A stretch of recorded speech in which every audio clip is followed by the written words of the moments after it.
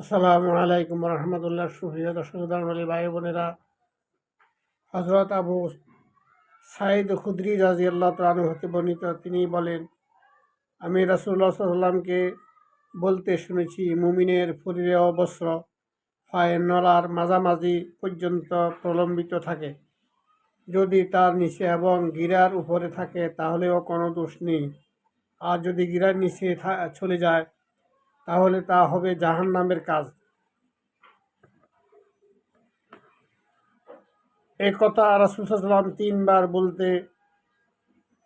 তিনবার বললেন, যাতে সকলের নিকট এর গুরুত্ব স্পষ্ট হয়ে যায়।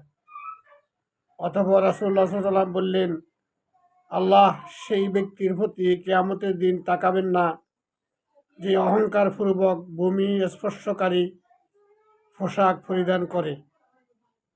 নাউযুবিল্লাহ, নাউযুবিল্লাহ। যে ব্যক্তি টাকনুগিরের নিচে কাপড় পরিধান করেন, সে ব্যক্তি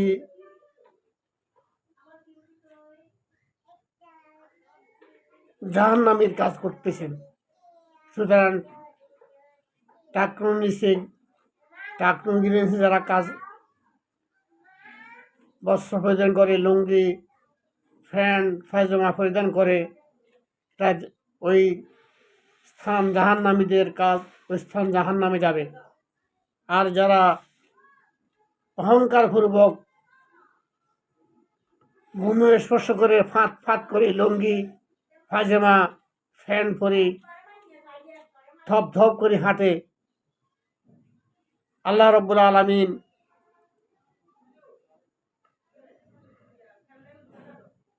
তাদের দিকে কিয়ামতের দিন তাকাবেন না।